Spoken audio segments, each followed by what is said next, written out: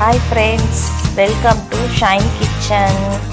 இன்றைக்கி நாம் சூப்பரான பொட்டேட்டோ சீஸ் பால் எப்படி செய்கிறதுன்னு பார்க்கலாம் வாங்க.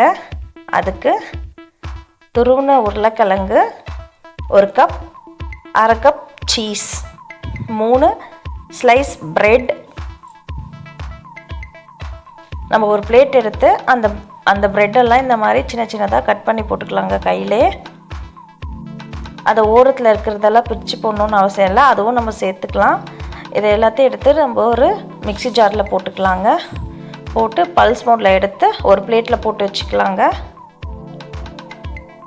அடுத்து ஒரு சின்ன கப் எடுத்துக்கலாம். அதில் 2 கப் மைதா மாவு போட்டுக்கலாம். 2 கப் கார்ன்ஃப்ளவர் மாவு சேர்த்துக்கலாம்.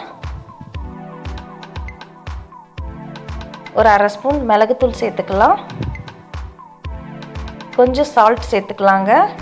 இப்போ இதோட தண்ணி சேர்த்துக்கிட்டு நல்லா கலக்கிக்கலாங்க.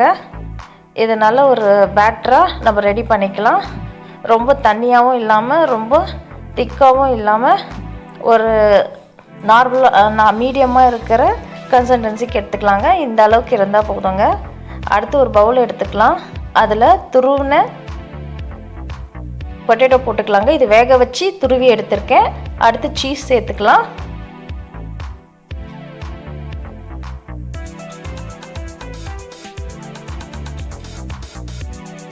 இதோட ஒரு 1/2 ஸ்பூன் ஆர்ஜினும் சேர்த்துக்கலாங்க. அடுத்து ஒரு 1/2 ஸ்பூன் மிளகுத்தூள் சேர்த்துக்கலாங்க. அடுத்து தேவையான அளவு சால்ட்டு சேர்த்துக்கலாம். கொஞ்சம் சில்லி ஃப்ளேக்ஸ் சேர்த்துக்கலாங்க. அடுத்து 2 ஸ்பூன் கார்ன்ஃப்ளவர் மாவு சேர்த்துக்கலாம். இதை எல்லாத்தையும் ஒன்றா மிக்ஸ் பண்ணிக்கலாங்க. நம்ம கையாலவே இதை நல்லா மிக்ஸ் பண்ணிக்கலாங்க. நம்ம எப்படி சப்பாத்தி மாவு பிசைவோமோ அந்த மாதிரி இதை நல்லா பிசைஞ்சிக்கலாங்க கையாலவே. இது கூட தண்ணி எதுவும் சேர்த்துக்க வேண்டாம், இருக்கிறத அப்படியே நம்ம பிசைஞ்சிக்கலாங்க. கட்டி எதுவும் இருக்கக்கூடாதுங்க. சீஸ் உருளைக்கிழங்கு அதில் கட்டி ஏதாச்சும் இருந்தால் அதை ரிமூவ் பண்ணிவிடுங்க. பண்ணிவிட்டு இந்த மாதிரி நல்லா சாஃப்டாக நம்ம கையாலவே நல்லா பிசைஞ்சிக்கலாம்.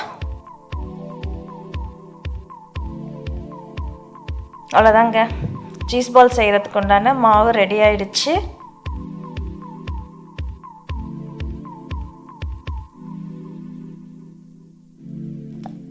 அடுத்து இதை எடுத்து நம்ம மறுபடியும் கொஞ்சம் லைட்டாக நல்லா பிசைஞ்சிக்கலாங்க கையில். இப்போது ஒரு சின்ன சின்ன பால் எடுத்துக்கலாம். இப்போ முதல்ல ஒரு சின்ன சைஸில் ஒரு கொஞ்சம் மாவு எடுத்துக்கிட்டு இதை நல்லா நம்ம கையாலவே நல்லா உருட்டிக்கலாங்க. நம்ம குலாப் ஜாமுன்லாம் செய்வோம் இல்லைங்களா, அந்த மாதிரி நல்லா ரவுண்டாக நல்லா உருட்டிக்கலாங்க. இந்த மாதிரி எடுத்துக்கலாம். இப்போ இதை எடுத்து நம்ம ஆல்ரெடி ஒரு பேட்டர் பண்ணி வச்சுருந்தோம் இல்லைங்களா, அதில் போட்டு இதை நல்லா டிப் பண்ணிக்கலாம்.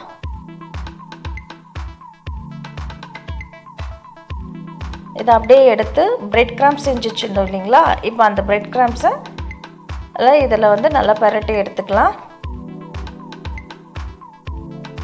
இதை எடுத்து அப்படியே நம்ம ஒரு பிளேட்டுக்கு வச்சுக்கலாங்க.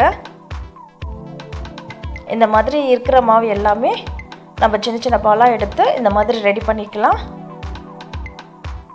பாருங்கள், சீஸ் பால் ரெடி ஆயிடுச்சு. இப்போ அடுத்து நம்ம ஒரு கடாய் வச்சுக்கலாம். அதில் தேவையான அளவு எண்ணெய் ஊற்றிக்கலாங்க.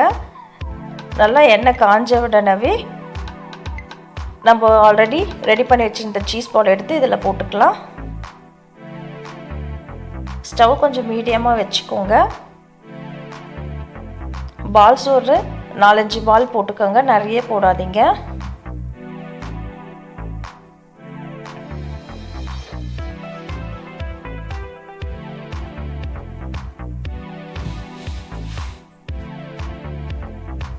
பாருங்க, இது அப்படியே நல்லா ஃப்ரை ஆகட்டும். ஃப்ரை ஆகிட்டுருக்கு.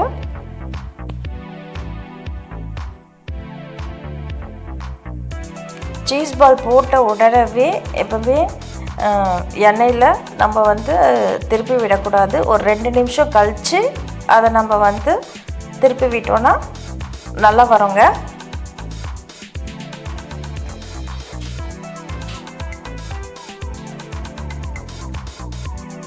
பாருங்கள், சீஸ் பால் அவ்வளோதாங்க. சூப்பரான அருமையான பொட்டேட்டோ சீஸ் பால் ரெடி ஆயிடுச்சு. நீங்களும் இந்த சீஸ் பாலை உங்கள் வீட்டில் செஞ்சு பாருங்கள். உங்கள் பிள்ளைங்களுக்கும் மற்றவங்களுக்கும் ரொம்ப பிடிக்கும். பாருங்கள், சீஸ் பால் இப்போ நான் பிரித்து காமிக்கிறேன் எப்படி இருக்குன்னு பாருங்கள். உள்ள சீஸோட எவ்வளோ சூப்பராக இருக்குது பாருங்கள். எல்லாருமே லைக் பண்ணி சாப்பிடுவாங்க இதை. இந்த வீடியோ உங்களுக்கு பிடிச்சிருந்தா உங்கள் ஃப்ரெண்ட்ஸ்க்கு ஷேர் பண்ணுங்கள், கமெண்ட் பண்ணுங்கள், லைக் பண்ணுங்கள். மறக்காமல் ஷைன் கிச்சனை சப்ஸ்கிரைப் பண்ணுங்கள்.